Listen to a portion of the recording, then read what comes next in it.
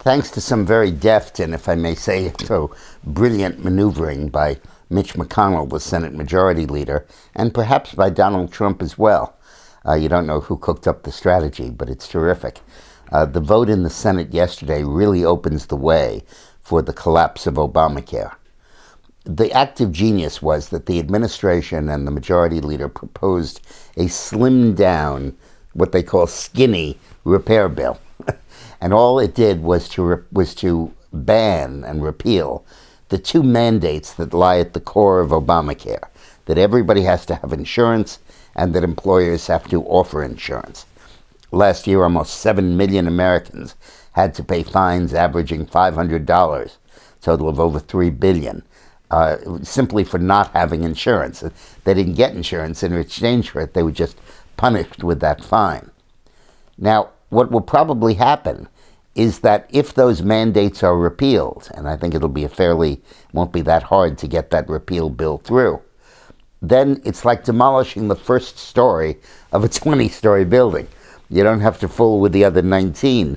Once you pull out the first story, the whole thing is going to collapse. Because all of Obamacare is predicated on the idea that you suck low, healthy and young people into the system, make them overpay for insurance, and that subsidizes everybody else. Well, if they don't have to buy insurance, they're not going to be sucked in to buy it. And as they leave the pool and say, the hell with you, I'm not going to buy this policy, all of the people that remain are older and sicker. And that drives the premiums higher. It drives more young and healthy people out of the pool. And a vicious circle sets in of high premiums, fewer healthy people, and higher premiums until eventually the whole thing collapses. And not such a long eventually, certainly within a year and perhaps even within a few months. At that point, everything lies in ruins, and something has to be built in its stead. And on that, I think you can get cooperation from the Democrats, and you can fashion a bipartisan solution. But the beauty of this is that those who want to repeal Obamacare can do so simply by repealing those mandates, by pulling those props out from under it. That was the argument that Republicans made when they passed mandate repeals while Obama was president. And that's the argument the Democrats made in opposing it and not letting it get to the president's desk. So now it's time to implement that.